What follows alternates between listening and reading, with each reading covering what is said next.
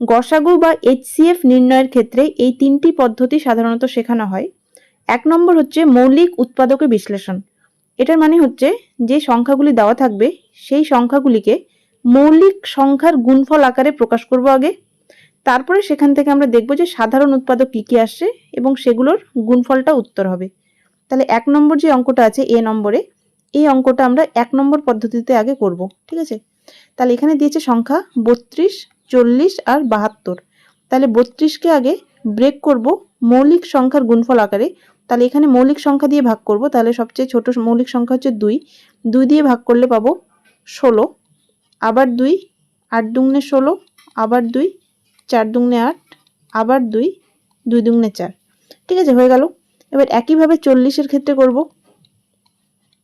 2 দিয়ে করলে যাবে 20, 2 দিয়ে 10, 2 দিয়ে 5, আর যাবে না, ঠিক আছে।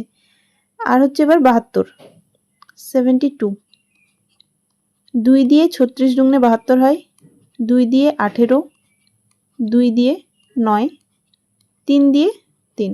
ঠিক আছে, এই সমস্ত সংখ্যাগুলো কিন্তু মৌলিক সংখ্যা। তাহলে এবার আমরা লিখব এটাকে 32 ইকুয়ালস টু এই সংখ্যাগুলোর গুণ আকারে। তাহলে 2 ইন্টু 2 ইন্টু 2 ইন্টু 2 ইন্টু 2, 5টা 2 হলো। তারপরে 40 ইকুয়ালস টু 2 গুণ 2 গুণ 2 গুণ 5, আর 72 ইকুয়ালস টু 1 2 3, 3টা 2 আর 2টো 3।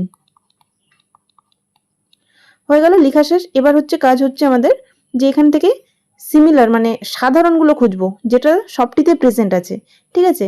তাহলে এখানে দেখতে পাচ্ছি 3টেতেই 2 আছে, এক্ষেত্রে 3টাতেই প্রেজেন্ট থাকবে সেই সংখ্যাগুলোই নিব, ঠিক আছে। তাহলে এখানে লিখে দিচ্ছি গসাগু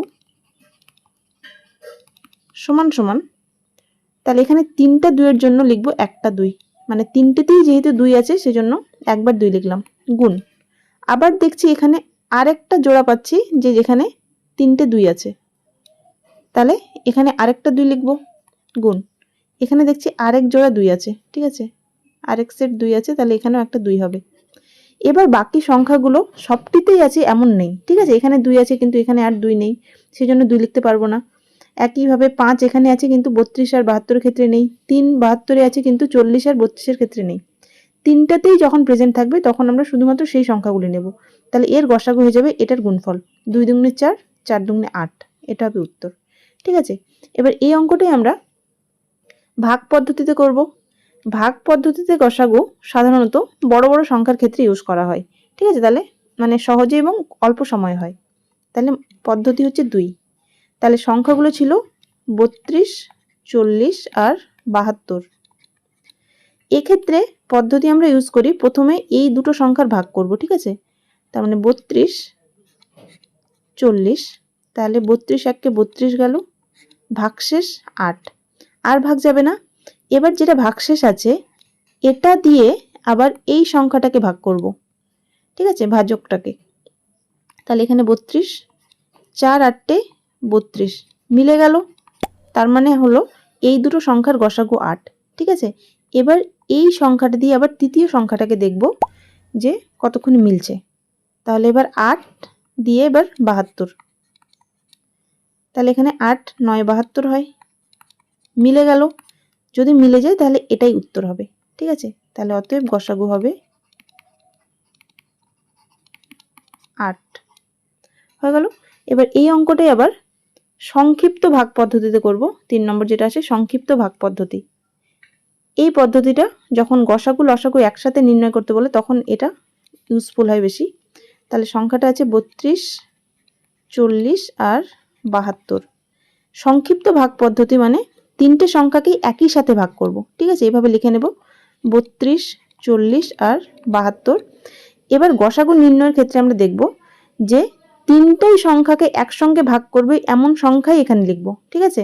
তাহলে এখানে আমি তুমি একবারে বড়ও লিখতে পারো, যে তুমি যেহেতু জানো যে এখানে যেমন 8 3টে সংখ্যাকেই ভাগ করছে, তুমি একবারেও 8 লিখতে পারো, ঠিক আছে। তাহলে আমি যদি একবারে 8 লিখি তাহলে 4 8 32, তারপরে হয়ে যাবে 8 5 40 আর 8 9 72। তাহলে 3টেই সংখ্যাকে একসাথে ভাগ করছে এমন শুধুমাত্র একটাই সংখ্যা পেলাম, তাহলে উত্তর হবে গসাগু হয়ে যাবে 8। আর এটাকেই যদি আমরা একটু ব্রেক করে করে করতাম, যে ধরে নাও এমন কোনো সংখ্যা আছে যেখানে আমরা বড় সংখ্যাটা মানে যেটা গসাগু হবে সেটা জানি না, ঠিক আছে, যে এটা ছোট সংখ্যার ক্ষেত্রে বোঝা যাচ্ছে যে এখানে 8 তিনটাকেই ভাগ করছে, কিন্তু বড় বড় সংখ্যার ক্ষেত্রে ডিরেক্টলি বোঝা যাবে না, তখন আমরা ছোট ছোট স্টেপে করব, ঠিক আছে। তাহলে এই সংখ্যাটাকে এবার ছোট ছোট সংখ্যায় ব্রেক করে করছি।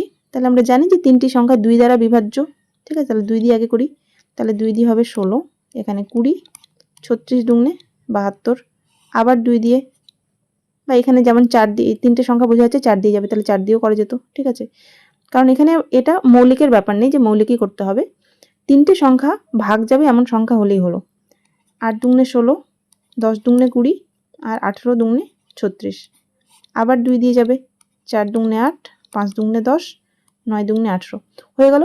এবার আর এমন কোনো সংখ্যা পাবো না যে সংখ্যাটা এই তিনটেকেই একসাথে ভাগ করে। তাহলে উত্তর হবে এই মানে এখানে যে সংখ্যাগুলো পেলাম যারা তিনটাকেই ভাগ করছে একসাথে, এদের গুণফল গুণ করে দিলে হয়ে যাবে, ঠিক আছে। তাহলে গসাগু হয়ে যাবে 2 × 2 × 2 = 8।